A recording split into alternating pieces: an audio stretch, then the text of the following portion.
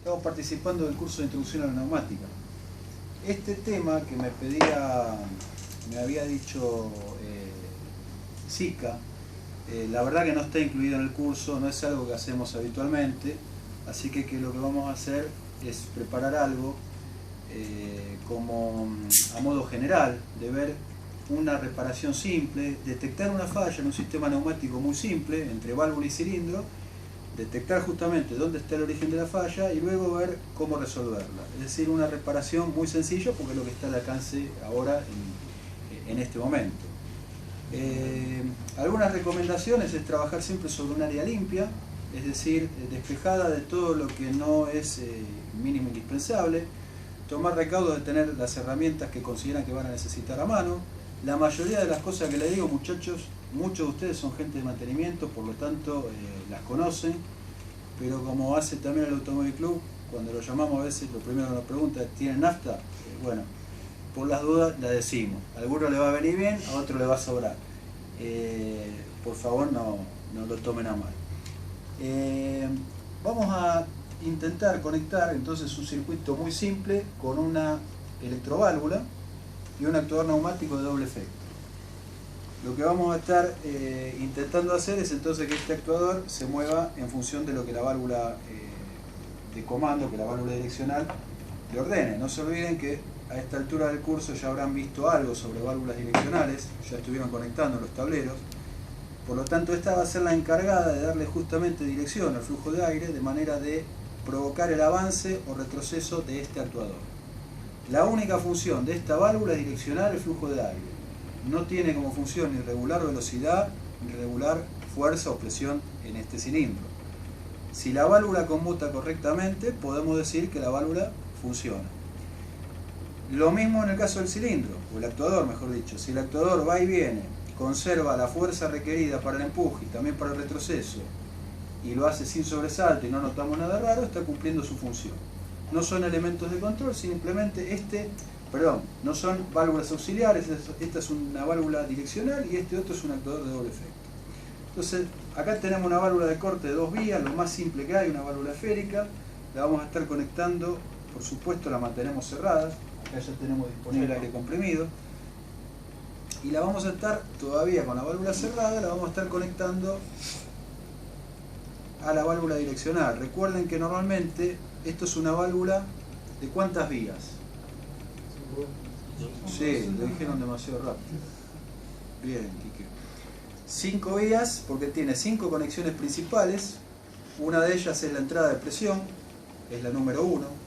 2 de ellas se van a destinar a la salida del actuador, que son las números 2 y 4.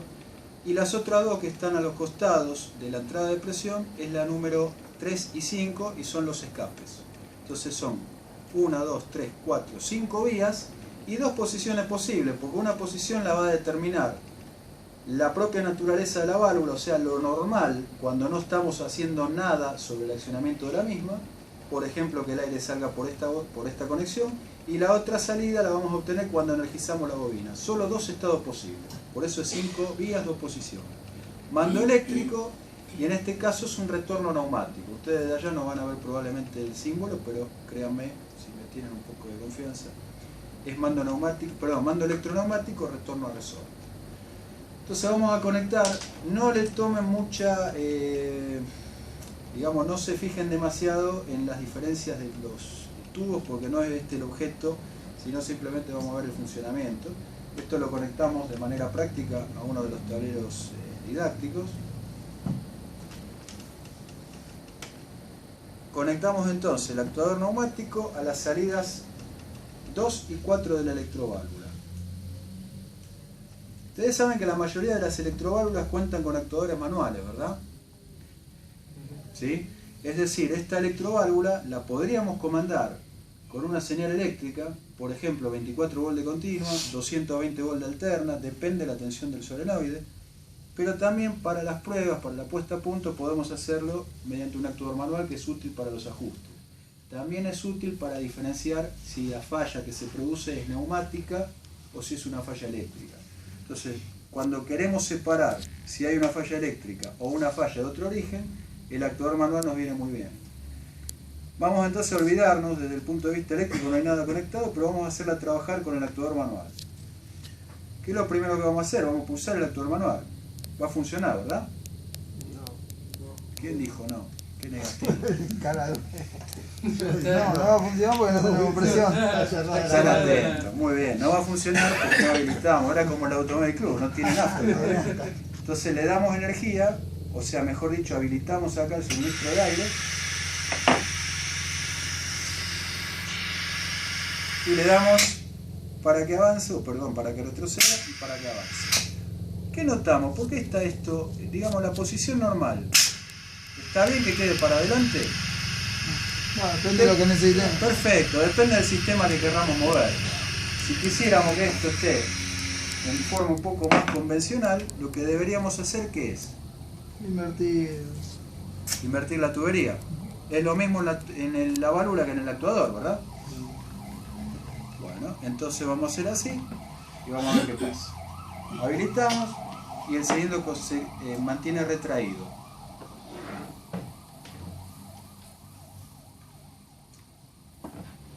Pum, se cayó. Vamos a darle el actuador manual, avanza y funciona. Funciona perfectamente, ¿verdad? No. Otra vez, ¿quién dijo no? Esta vez yo no fui. ¿Por qué no funciona correctamente? Porque si no me equivoco el cilindro pierde y pasa de una cámara a la otra y se escapa por la otra. O sea, ¿qué te hace pensar de movida que no funciona del todo bien? ¿Qué es lo que vos estás notando?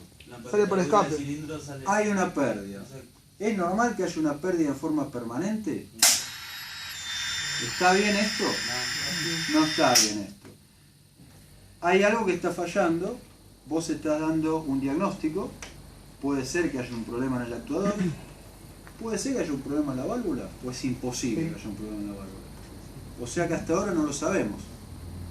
Podríamos entonces decir que puede haber dos causas posibles para que permanezca una fuga permanente por uno de los escapes de la válvula. Si nos fijamos, acá en la número 3 hay una salida permanente de aire, hay una fuga continua.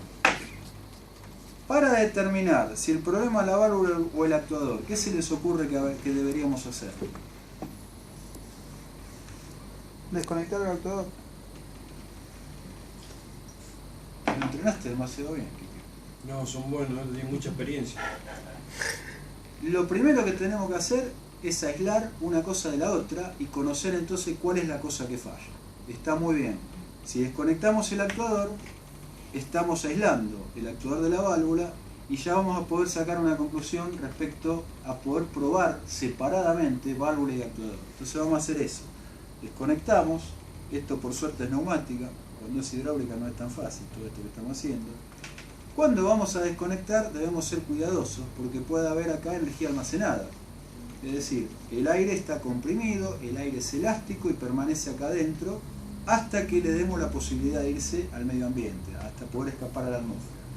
Por lo tanto, ojo, porque puede ser que al desconectar una manguera aparezca aire a presión y eso le podría provocar un accidente.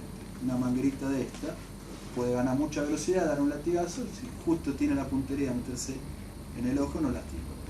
Entonces bueno, fíjense que sin energía eléctrica hasta ahora pudimos hacer todo. Pulsamos el actuador manual, esto ya se despresurizó, me va a hacer ahora simple desconectar las mangueras que lo unían al actuador y ahora puedo entonces probar por separado actuador y válvula. Ya que está esto conectado, vamos a probar primero la electroválvula. ¿Sí? No me dijeron que no, ¿sabes? Aquí le voy a poner esto. Probamos y listo.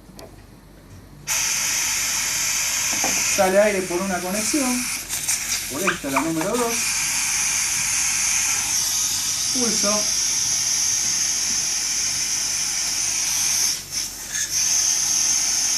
¿Hay cambio? No anda. No anda, digo vulgarmente. No anda. Si no cambia, ¿qué función cumple la válvula direccional? Cambiar el sentido de circulación del aire, es decir, derivarlo o a la salida número 2 o a la número 4. Bueno, por la 2 sale fenómeno, por la 4 no. Entonces no funciona. Tiramos y compramos una nueva. No. Todavía no. Ponemos No. una y la dejamos para otro día. Al otro turno. ¿Estamos probando correctamente la válvula? No. Muy bien. ¿Y por qué no? Porque nuestra resistencia de un lado. Bien. ¿Vamos bien? ¿No tiene resistencia? Y de una cámara hacia la otra. Bueno, está muy bien, estamos muy bien orientados en todo. La válvula direccional que estamos probando es de mando electroneumático, es decir, requiere dos condiciones para poder operar. Que haya energía eléctrica, que en este caso lo suprimimos porque tenemos un actuador manual, y la segunda condición es que haya energía neumática para provocar el cambio, es decir, que haya presión suficiente dentro de la válvula para poder entonces provocar el cambio de posición del distribuidor o vástago que está dentro del propio cuerpo de la válvula. Es decir, que el distribuidorcito que está acá adentro, que debería ser tac tac, uno para un lado, para el otro, para poder conducir la 1 con 2 o la 1 con 4, necesita no solo que pulse el actuador manual, sino que haya presión dentro de la válvula para poder empujar al vástago. Como yo dejé libres las dos salidas, todo el aire que está entrando por un tubo encima fino se me está escapando con mucha facilidad por la conexión normal, por lo tanto no hay presión dentro de la válvula para poder provocar el cambio. ¿Se entiende? Entonces lo que tenemos que hacer cuando probamos una válvula de mando electroneumático o cualquier válvula que tenga pilotajes internos, o sea que sean servoasistidas, necesitamos generar contrapresión dentro de la válvula. Lo podemos hacer conectando un cilindro confiable. ¿Es este el caso? No. Porque hay algo que nos dejó pensando si hay una falla en el actuador o en la válvula. Entonces, por ahora no es confiable, lo vamos a ver después. Pero sin duda hay que conectarle una resistencia a la salida de la válvula. Perfecto, podemos colocar a la salida dos tapones y por lo tanto en la práctica se van a comportar como si estuviera llenando el volumen del actuador, tanto de un lado como del otro. Entonces volvamos a hacer la prueba. Nos fijamos que todo haya quedado bien conectado, si no estos tapones pueden matar a alguno. Hincha de boca. Bueno, vamos entonces. Es una buena semana para mí, muchachos. Ahí tenemos entonces que le dimos energía neumática a la válvula, por lo tanto hay aire comprimido, o eso pensamos. Está tan silenciosa que no lo sabemos, pero creo que sí, está habilitado. Vamos a darle entonces al actuador manual y ahí vamos a comprobar si hay señales de vida. Verdaderamente acá se está escuchando claramente una conmutación. Como son solo tapones no veo, pero se escucha claramente y se producen por el escape de la válvula justamente el desalojo del aire que se había acumulado. Entonces por los dos escapes sale aire en forma alternativa de acuerdo a cómo pulso el actuador manual. ¿Alguna duda? Desde el punto de vista de esta válvula, ¿está suficientemente probada? ¿La damos por buena? Sí, faltaría probar la parte eléctrica. Impecable. Lo único que nos falta es saber si, por ejemplo, si el solenoide no está en cortocircuito, si no está cortado, o si hay algún problema en el electroimán. Nosotros lo llamamos tubo vía tragante, a todo lo que es el núcleo que va dentro del solenoide. Pero lo que estamos probando por ahora no es nada eléctrico, la válvula desde el punto de vista neumático funciona a la perfección. Cortamos de nuevo el suministro y decimos, bueno, la válvula funciona bien, ¿la desconecto? Eso. Listo. Esto está bien. ¿Probamos el actuador?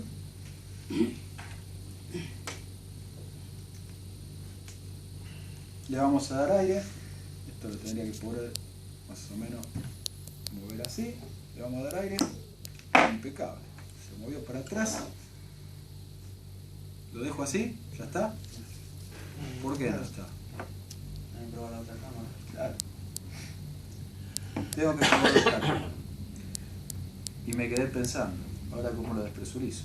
Bueno, vamos a tener cuidado. No voy a jugar de acá. Vamos a cerrar el suministro de aire y con mucho cuidado vamos despresurizando. Siempre manteniendo firme la mano en la punta del tubo para evitar que salga. O me dijeron muy bien, probamos el otro lado. Acá lo que coloqué es un reductor para tubo, para adaptar las medidas, de 8 a 4 milímetros. Esto se lo menciono porque a veces es algo práctico que a veces no se conoce y nos puede sacar del paso. Habilito del otro lado. ¿Eso está bien? No. Pero si salió. Está silbando y no lo contratamos para que sirva, sino para que se mueva nomás. Tienen razón. El hecho que está silbando está anunciando que hay una fuga de aire. Es decir, parte del aire que le estoy suministrando por la cara trasera o por la tapa trasera, es decir, por la culata del actuador, en lugar de permanecer y llenar el volumen, una parte está pasando de un lado al otro del Está émbolo. dañada la empaquetadora de este lado. ¿Tiene dos empaquetaduras? Sí, una que está orientada. No me acordaba, sí, puede ser. Entonces, fíjense que no le costó tanto despresurizarse, porque prácticamente no acumuló energía porque se me fue todo el aire de un lado para el otro. Entonces decimos que el actuador puede ser el que tiene el problema, ¿verdad? Bueno, va a haber que reparar el actuador. No nos va a quedar otra. Para eso, si el actuador fuera micro, tenemos la posibilidad de tomar nota del código. Tomando nota del código, sale de catálogo cuál es el kit de reparación, lo pueden solicitar por teléfono. Les sugiero, antes de desarmar el actuador, tener el kit a mano, es decir, si no, no vamos a poder arreglar mucho. Los actuadores que son sin amortiguación llevan un único kit de reparación, que es el kit completo para reparar todo el actuador. Los actuadores, en cambio, que son con amortiguaciones, llevan un kit principal y el kit luego para reparar las amortiguaciones. Entonces, vamos a proceder a un semidesarme. Esto está más o menos ya preparado como para no tener que trabajar en un banco con morsa y mordaza para mantener el actuador. Es decir, está un poco flojo. Ah, por eso perdí. Nada. Muy bien, aflojamos entonces los 4 tornillos. Estos son tornillos autorroscantes, es decir, roscan sobre el propio tubo. El tubo, acá les paso una muestra, de paso véanlo cómo quedó interiormente, pero el tubo tiene un diseño que permite que los propios tornillos, al ser colocados por primera vez, provocan la rosca para poder justamente sujetar las tapas. O sea, no tiene un mecanizado previo para la rosca. No lo requiere. Antiguamente, cuando la construcción era diferente, se mecanizaban 4 tensores con roscas en los extremos machos. Sí, eso es verdad, sí, todo lo demás no era, ¿verdad? Pero eso sí.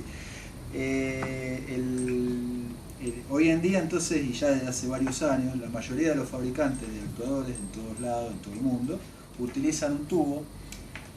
Por supuesto, este tubo, como el que les pasé de muestra, viene en diferentes diámetros internos. Interiormente suelen ser completamente redondos, pero lo que vemos de afuera es un diseño mucho más limpio que lo que era antiguamente esa construcción con tensores, porque entre los tensores y el tubo se acumulaba suciedad que en una industria, por ejemplo, en una metalmecánica por ahí no le damos importancia, pero por ejemplo una industria como la alimenticia, la farmacéutica, sí, es muy importante. Entonces cada vez se fue cuidando más hacer diseños cada vez más limpios, más lisos, evitando entonces esos recovecos que se le iban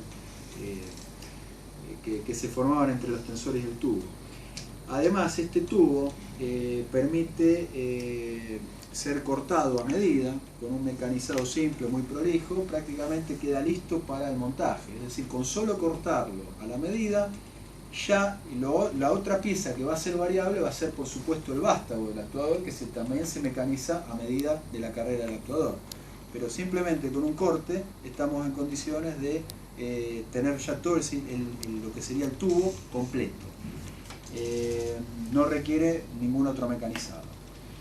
Bueno, vamos a ir extrayendo de a poco. Ojo que lo que estamos haciendo justamente no es una operación demasiado delicada, pero les va a servir como para conocer por dentro el actuador, como para tener una idea de cómo se repara y cómo intervenirlo si lo llegan a necesitar.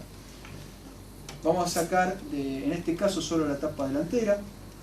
Por supuesto, dentro de la misma hay un buje, hay guarnición delantera, que cumple la doble función de sellar internamente para que no escape el aire por acá, el vástago, y también de limpia vástago, es decir, que cuando vuelve el vástago hacia atrás, la suciedad que se puede haber acumulado en el contorno del vástago queda atrapada, es decir, la manda hacia afuera y no se meta dentro del cilindro. Acá nos encontramos con el tubo.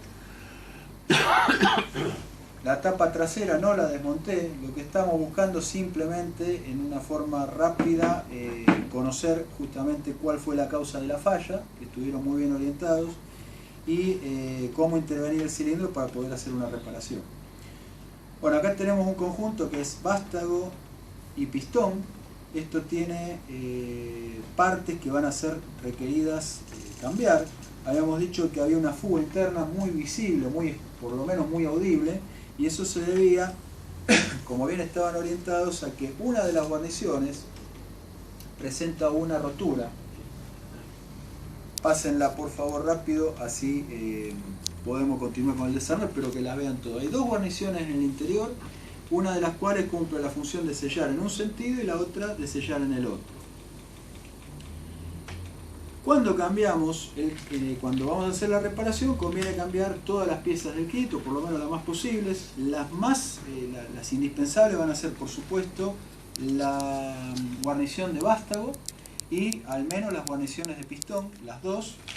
Y también se cambia en ese momento los sellos plásticos, o sea, esta tapa cumple una función de sello y también de amortiguación, para que, en el caso es una amortiguación fija, digamos, para evitar un golpe entre pistón y tapas. Todos estos conjuntos vienen entonces en el kit de reparación. Bueno, para proceder al desmontaje, usen una herramienta de punta redondeada para no atacar en forma violenta la guarnición, para no producir una rotura en la guarnición. Y en el caso de la tapa delantera van a encontrar una muesca donde van a poder meter entonces una herramienta y van a poder hacer la extracción de la guarnición. Simple. En estos montajes no se usan aros o sellos, como para contener, tipo por ejemplo arandelas de expansión, o sellos, o mejor dicho, o arandelas tipo Seger. Simplemente la propia guarnición tiene una forma especial también, que provoca que quede clavada. ¿Cómo? Sí, también, pero además fíjense que tiene un dientito hacia afuera que va alojado en el interior de la tapa. Eso una vez que calza perfecto y se mete quedando atrapada dentro de la propia tapa. O sea que todos los retenes tienen posición única, o sea, no se puede poner al revés. Sí, no les va a permitir colocarlo al revés. Sí. Está pensado justamente para que quede en una única posición. Cuando puedan, pásenmelo, que así iniciamos el cambio.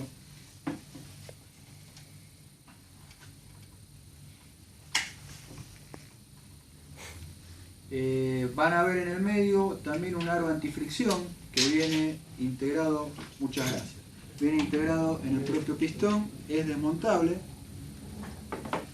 La función que cumple este aro es justamente que no haya roces entre el pistón y el tubo. Entonces,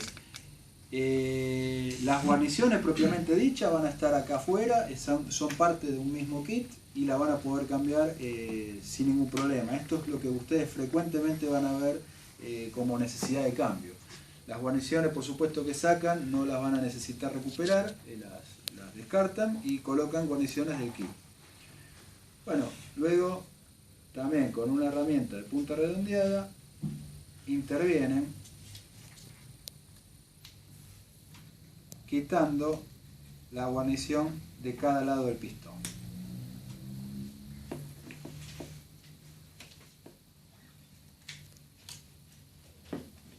Esta es la que estaba rota.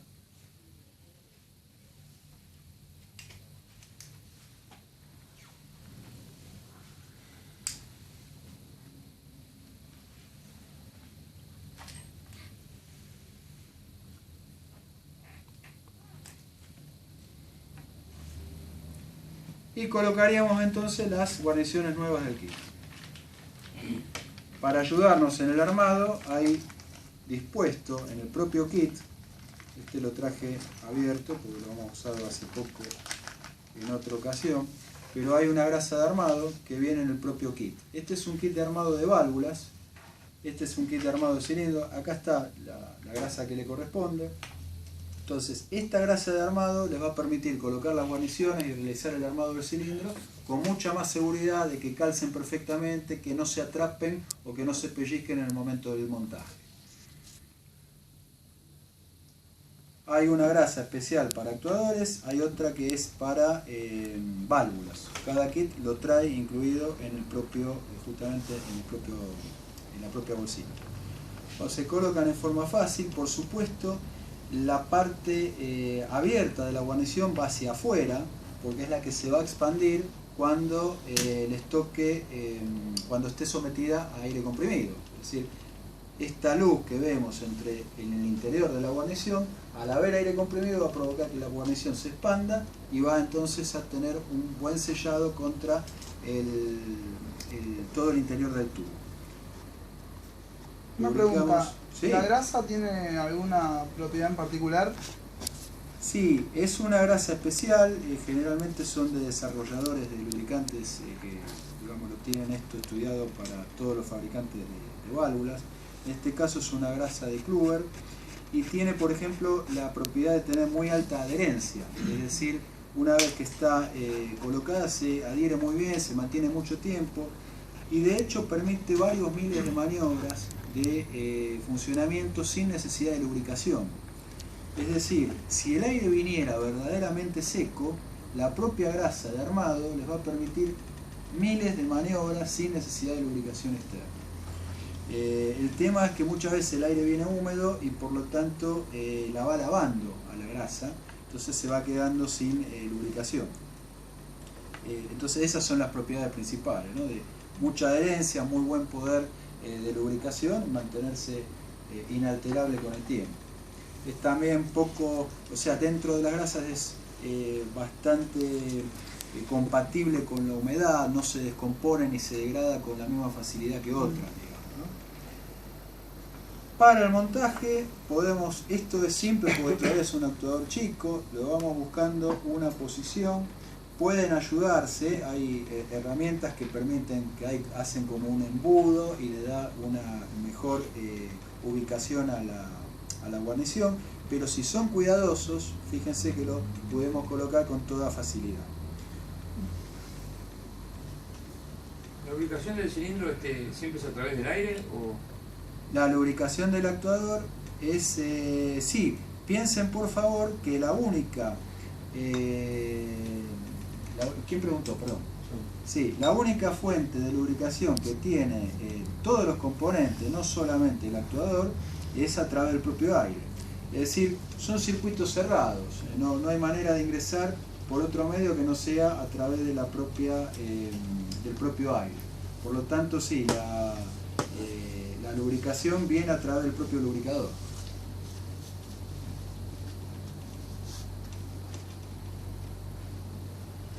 Engrasamos el borde del tubo también, colocamos de nuevo con cuidado.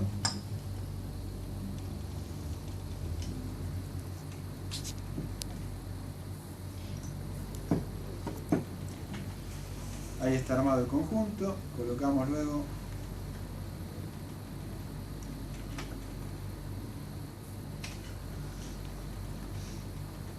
la amortiguación que va a ser de sello, es una amortiguación fija, es una tapa. Es el único sello que hay entre tubo y tapa. Y lo que no debemos olvidar es colocar entonces la guarnición que le corresponde al vástago. Es decir, el sello delantero o sello de vástago.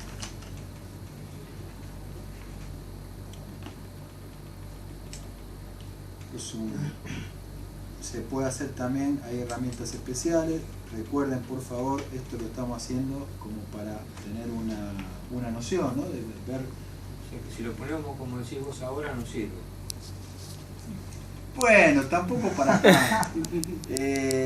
Fíjense por favor de que por ahí el ambiente, donde trabajen ustedes, por ahí están más preparados, tienen todo lo que estamos haciendo. Al contrario, siempre es peor que acá, ¿o no? Todo lo que trabaja en fábrica siempre es peor que acá. ¿A dónde vamos a conseguir una mesa así para poner el cilindro ahí al lado de la máquina, ¿no? En el piso, cambiar? Hoy estaba así con los repuestos del cilindro todos tirados. Como de la planta, ¿no? Sí.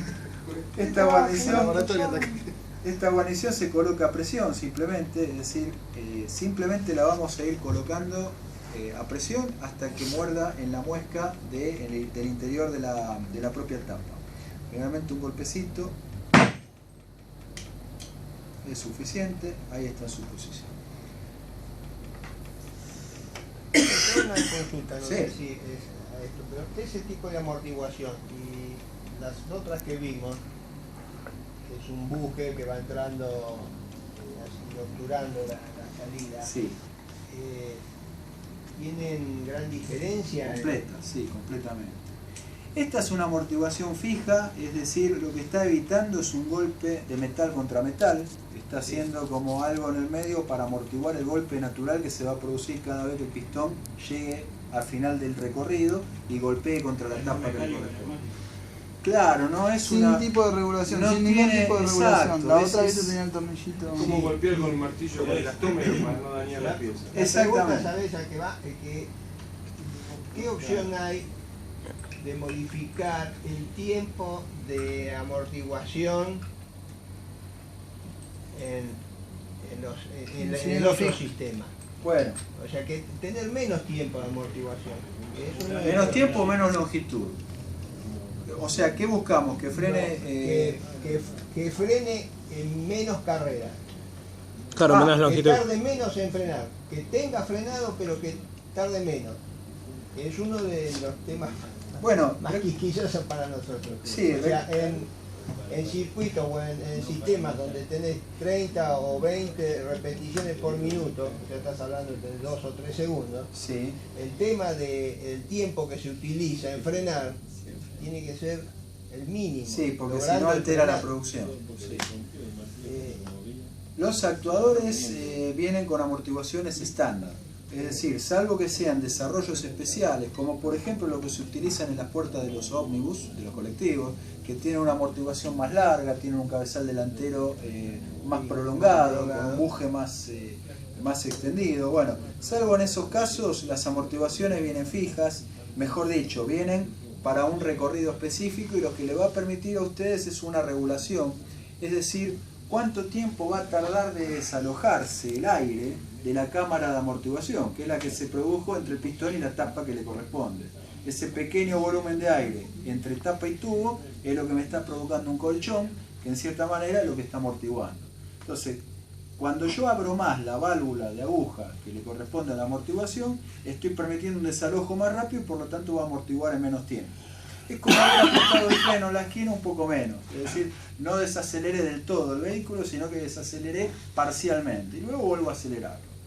En el caso de amortiguar en exceso, estoy cerrando por completo la válvula justamente de escape de esa amortiguación y por lo tanto vamos a provocar que inclusive no se pueda producir toda la carrera, porque va a quedar aire acumulado entre tapa y pistón.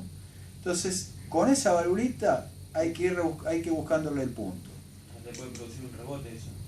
Sí, si quedó aire acumulado puede producir inclusive un rebote. Depende qué es lo que hagas con la válvula direccional, en algunos casos como que no llega y vuelve, digamos. Bueno, acá hemos armado el actuador, por supuesto requiere un ajuste un poco más fuerte, pero por lo menos está presentado como para poder volver a poner en marcha. Los actuadores básicos, tal cual como lo solicitan, van a venir justamente así como lo vemos, con su tuerca correspondiente, pero los montajes adicionales deben de pedirlos aparte. Recuerden siempre que no es bueno que aparezcan esfuerzos radiales de vástago. El actuador está concebido para transmitir toda su fuerza en el sentido axial, es decir, en el propio sentido del movimiento del vástago. Cualquier movimiento lateral es perjudicial y debe ser absorbido por la mecánica de la máquina y no por el buje delantero ni por el propio vástago.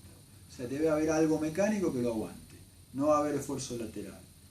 La forma de montaje es muy importante para que justamente el actuador trabaje bien. Es decir, de eso va a depender la vida del actuador, de cómo está funcionando, de cómo está montado.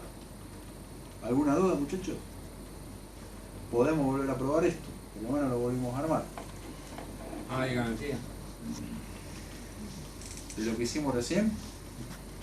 Bueno, sí, pongámosle que más o menos hicimos un trabajo a conciencia. Estas son las guarniciones que hemos sacado. Los podríamos conectar a la misma electroválvula, total ya la consideramos confiable.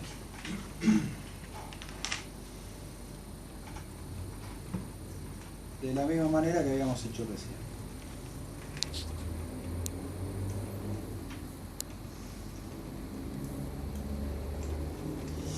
Siempre en las conexiones instantáneas, asegúrense de que la misma de que el tubo haya entrado hasta el fondo del conector, para evitar de que se escape en el momento que le den, que le den presión al sistema. Bueno, ya estamos en condiciones, hemos revisado todo y estamos en condiciones de habilitar. Habilitamos el aire comprimido. Tenemos entonces que la válvula tiene ahora aire de la entrada número 1 y le vamos a dar al actuador manual y ahora sí trabaja como esperamos. Cuando prueben un actuador neumático, entonces recuerden que no debe haber fuga desde una cámara a la otra, solamente debe escapar aire mientras se está moviendo. Una vez que terminó el movimiento no debe haber fuga del otro lado, ni por supuesto debe haber fuga entre el vástago y la tapa delantera, o mejor dicho entre el sello del vástago y el vástago. ¿Alguna duda, muchachos?